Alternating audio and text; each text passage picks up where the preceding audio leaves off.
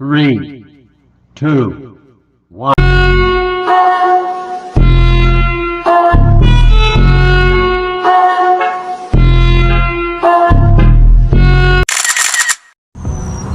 Baiklah, Assalamualaikum warahmatullahi wabarakatuh.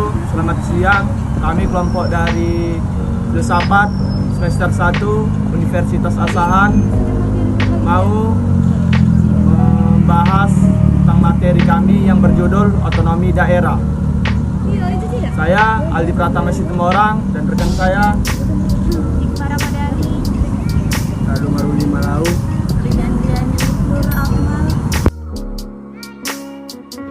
Ya, baiklah, pengertian dari otonomi daerah.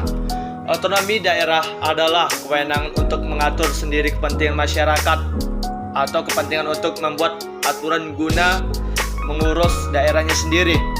Secara harfiah, otonomi daerah berasal dari kata otonomi dan daerah, sedangkan dalam bahasa Yunani, otonomi berasal dari kata autos dan namos.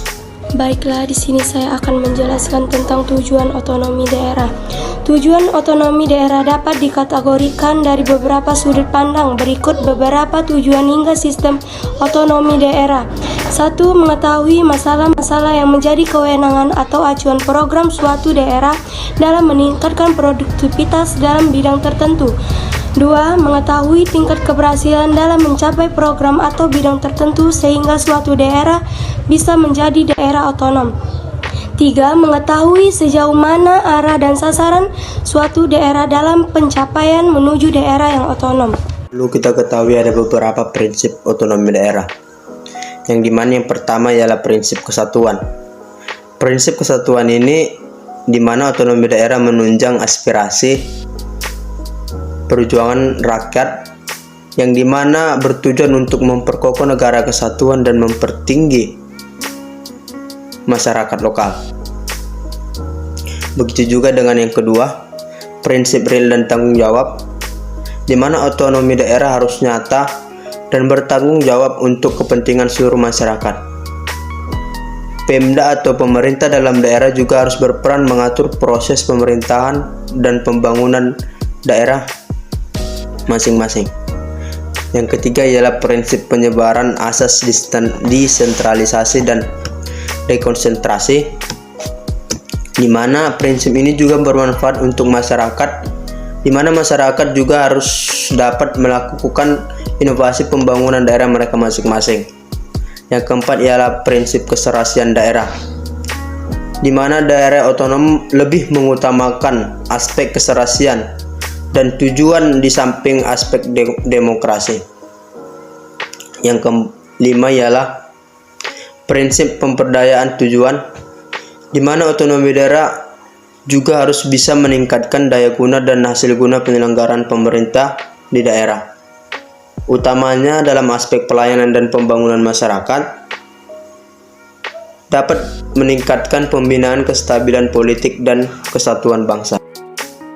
Kelebihan menjalankan otonomi daerah apabila setiap daerah menjalankan sistem berikut ini. Pemerintah provinsi, kabupaten atau kota mampu melihat kebutuhan yang mendasar pada daerahnya untuk prioritas pembangunan.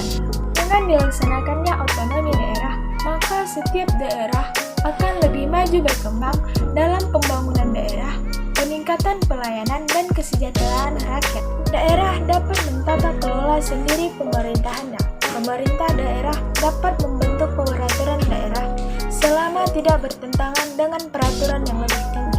Pemerintah dan rakyat akan bersama-sama membangun daerah tersebut untuk kemajuan dan kepentingan bersama. Kekurangan otonomi daerah yaitu satu, peluang untuk terjadi disintegrasi bangsa dapat muncul jika kontrol dari pemerintah pusat lemah. 2. Rentan terjadinya KKN dan permasalahan lainnya yang bisa berdampak pada pemerintahan rakyat karena kurangnya pengawasan. Dan 3. Peraturan yang ditetapkan pemerintah pusat terkadang menjadi multitafsir di daerah tertentu sehingga dapat merugikan pemerintah daerah dan rakyat di daerah tersebut. Demikianlah uraian mengenai kelebihan dan kekurangan otonomi daerah. Baiklah, sekian dari penjelasan kami mengenai pembahasan tentang otonomi daerah. Lebih dan kurangnya kami minta maaf. Assalamualaikum warahmatullahi wabarakatuh. Terima kasih.